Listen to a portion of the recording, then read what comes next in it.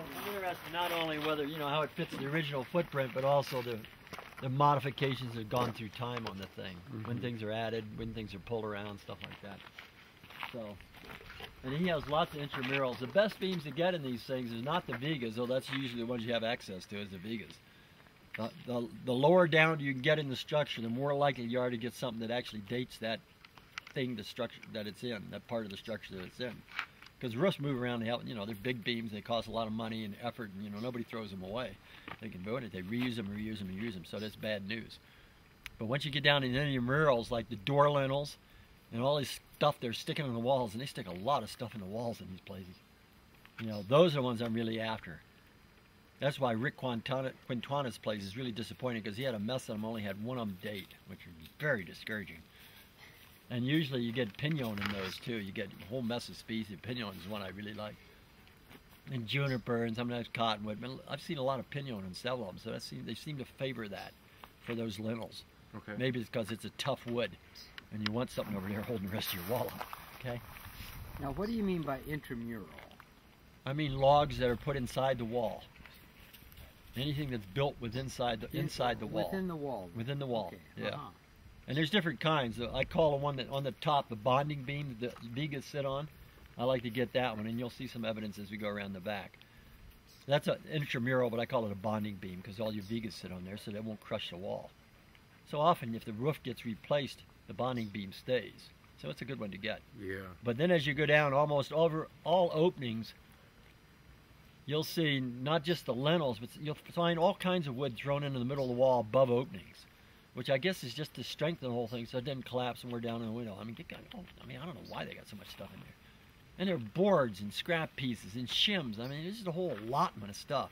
Why they do so much in there, but that's real common for these Hispanic houses to have that kind of thing. There was a bone in the one that we were doing today. Yeah. Oh, you get all there kinds definitely of trash. was. Sherds and glass and bones. The ones down in San Miguel are loaded with the original deposits around the stuff. It's got to be pre-1850.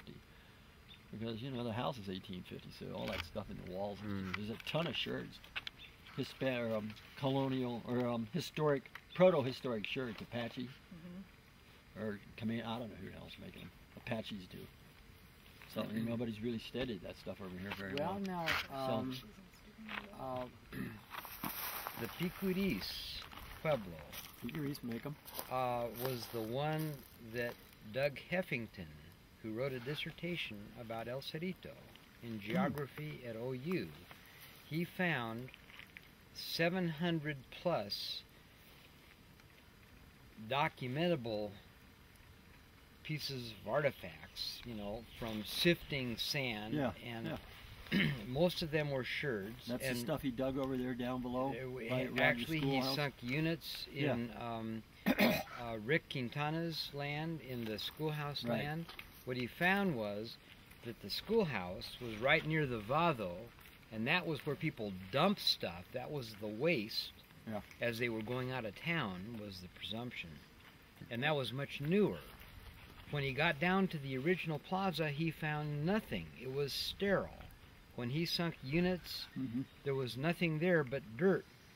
So he had to get into the house lots, and he was able to, Josie de Vacas was one, and what he found were some 700 plus different things that could be identified, and most of it was Picuris Pueblo.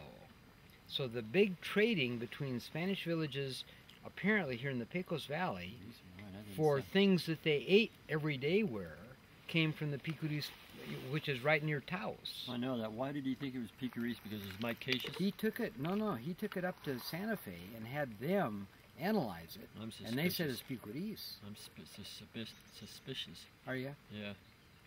I mean, especially because I know, particularly these areas here, has had massive trade with the Comanches. Yeah. And guys out on the plains. So it doesn't make a lot of sense to be going far north. Maybe for certain kinds of pottery, but that seems to be way overboard for what I'd expect out of Picuris down here. There was a person, Fran Levine, who is well known. No, I know Fran. And Fran was his consultant about the stuff that he took from the village up to Santa Fe for her to verify. I just think the historic stuff like that is not well known.